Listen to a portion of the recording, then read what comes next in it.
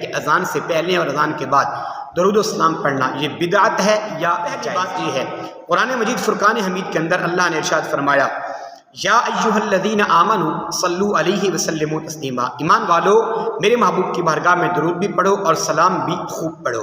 اللہ نے یہاں قید نہیں لگائی کہ کب پڑھنا ہے، کس وقت پڑھنا ہے، کس لمحہ میں پڑھنا ہے، اذان سے پہلے یا اذان کے بعد، نماز سے پہلے یا نماز کے بعد، رات کو یا دن کو، کس وقت پڑھنا ہے، قید نہیں، جب چاہو پڑھو۔ میرا سوال یہ ہے وہابی اور دیوبندیوں پر، جب رب کائنات نے قید نہیں لگائی تو تم کون ہوتے ہو؟ قید ہے تو وہ ثابت کرو۔ اللہ کے رسول نے کہاں بیان کیا ہے کہ اذان سے پہلے نہیں پڑھنا یا اذان کے بعد نہیں پڑھنا؟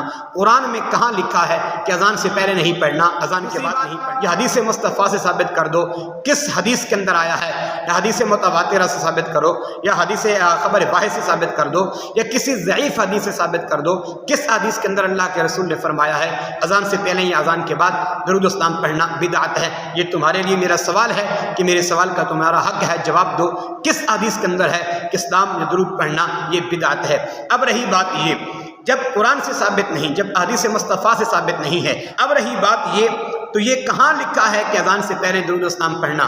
جو میں آپ کو دلیل دے رہا ہوں حوالہ نوٹ کر لیجئے، سنن ابو داود کے اندر کتاب الصلاۃ میں، کتاب الصلاۃ کی پہلی جلد یعنی ابو داود شریف کی پہلی جلد کتاب الصلاۃ میں یہ صحیح سند کے ساتھ روایت موجود ہے۔ حضرت عروہ بن زبیر فرماتے ہیں بنی نجار کی ایک صحابیہ تھی جس کا گھر مسجد نبوی کے گھروں میں سے زیادہ بلند تھا، وہاں حضرت بلال جاتے، صبح کے وقت وہاں بیٹھ جاتے اور صبح صادق کا انتظار کرتے، جب وقت داخل ہو جاتا، اذان کا ٹائم ہو جاتا تو وہاں آپ ایک انگڑائی لیتے اور انگڑائی لینے کے بعد آپ اذان نہیں دیتے تھے، اذان کا ٹائم ہوا ہے لیکن اذان نہیں دی، آپ اذان سے پہلے کیا کرتے؟ کہتے اللہم انی احمدک واستعینک علی قریش ان یقیموا دینک، قالت واللہ ما علمتہ کان ترکہا لیلۃ واحدۃ ہذہ الکلمات۔ فرماتے ہیں کہ وہ پہلے یہ دعا کرتے تھے کہ اللہ میں تیری حمد و ثنا کرتا ہوں۔ اب میرا یہاں وہابی اور دیوبندیوں سے دوسرا سوال ہے، وہ کہتے ہیں جب تم الصلاۃ والسلام علیک یا رسول اللہ کہتے ہو تو یہ اذان کا جز بن جاتا ہے، تو میرا سوال یہ ہے اگر یہ جز بن جاتا ہے تو پھر حضرت بلال کی یہ جملے جز کیوں نہیں بنتے؟ جو فتویٰ اہل سنت پر لگتا ہے وہ فتویٰ حضرت بلال پر کیوں نہیں لگتا؟ اگر جرت ہے کسی وہابی دیوبندی میں تو یہ فتویٰ حضرت بلال پر لگائیں کہ حضرت بلال نے جب یہ کلمات اذان سے پہلے کہی تھے تو کیا یہ جز بنے یا نہیں؟ انہوں نے صرف یہ بات ہی نہیں کی بلکہ انہوں نے آگے یہ بھی کہا کہ میں اللہ کی بارگاہ میں مدد طلب کرتا ہوں، اور ساتھ یہ بھی کہا کہ یا اللہ ان قریش کو دین پر قائم و دائم رکھ، اور پھر یہ ایک دن بھی نہیں کیا۔ اگر کوئی وہابی دیوبندی کہے کہ انہوں نے ایک دن کر کے یہ چھوڑ دیا تھا، انہوں نے ایک دن بھی چھوڑا نہیں۔ وہ صحابیہ کہتی ہے قالت واللہ ما علمتہ کان ترکا لیلۃ واحدۃ ہذہ الکلمات، اللہ کی قسم ہے میں نے حضرت بلال کو یہ کلمات ترک کرتے نہیں دیکھا، جب بھی انہوں نے اذان دی ہے انہوں نے پہلے یہ دعا مانگی ہے پھر بعد میں اذان دی ہے۔ تو میرا سوال ہے اگر نبی کریم علیہ السلام پر سلام پڑھنا یہ جز بن جاتا ہے اذان کا اور بندہ مشرک ہو جاتا ہے تو حضرت بلال پر کیا فتویٰ لگے گا؟ کیا حضرت بلال کے یہ جملے کیا اذان کے جز ثابت ہوتے ہیں یا نہیں؟ دی ہے کچھ لوگ یہ کہتے ہیں کہ اذان کے بعد کہاں لکھا ہے؟ چلو اذان کے بعد تم نے پڑھ لیا، اذان سے پہلے تم نے پڑھ لیا، تو اذان کے بعد کہاں لکھا ہے؟ تو بھائی اذان کے بعد صحیح مسلم شریف میں لکھا ہے، اور اس کے علاوہ جامع ترمذی میں لکھا ہے، اس کے علاوہ مشکاۃ شریف میں لکھا ہے۔ رسول پاک صاحب الاولاق نے فرمایا جب مؤذن اذان دو فیقول مثل ما یقول، جب وہ اذان دے تو تم بھی اس کے ساتھ ساتھ وہی کلمات دہراؤ۔ جب وہ اذان مکمل کرے تو ثم صلو علیہ، حضور فرماتے ہیں پھر میرے اوپر درود پڑھو، میرے اوپر سلام پڑھو۔ اب اللہ کے رسول فرماتے ہیں اذان کے فوراً بعد میرے اوپر درود و سلام پڑھو، اور یہ نہیں بھی فرمایا کہ پہلے تم دعا مانگو بعد میں پڑھنا، نہیں، فرماتے ہیں جب مؤذن اذان ختم کرے تم سلام پڑھو، کس کے اوپر؟ ثم صلو علیہ، میرے اوپر۔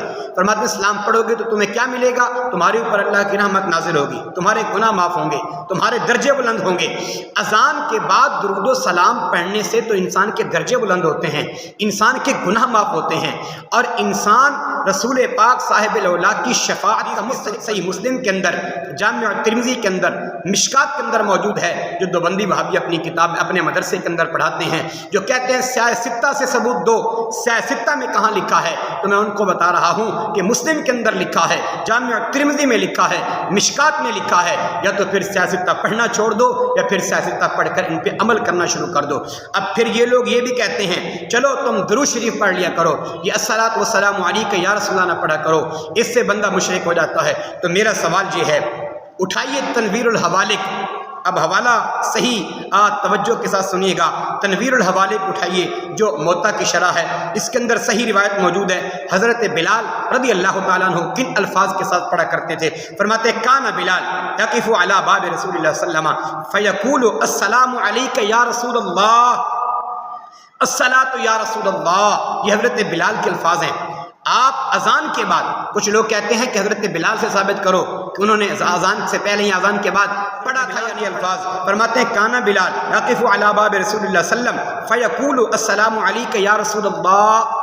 अगर अस्सलातु वस्सलामु अलैका या रसूलल्लाह पढ़ने से इंसान मुशरिक हो जाता है तो हज़रत बिलाल का क्या? सहाबी कह रहा है अस्सलामु अलैका या रसूलल्लाह, अस्सलातु या रसूलल्लाह। कब कह रहा है? ये उस वक़्त कह रहा है जब हज़रत बिलाल ने अजान दी और अजान के बाद रसूलुल्लाह सल्लल्लाहु अलैहि वसल्लम के दरवाजे पे खड़े होके ये अल्फाज पढ़े। अब मेरा सवाल है, दो बंदी वहाबी इस बात पर जवाब दें, क्या ये पढ़ना शिरक है या गुनाह है या जायज़ है, बिदअत है? तो फिर सहाबा पर फतवा लगाओ। अल्लाह ताला हम सबको अपनी हिफ्ज़ व अमान में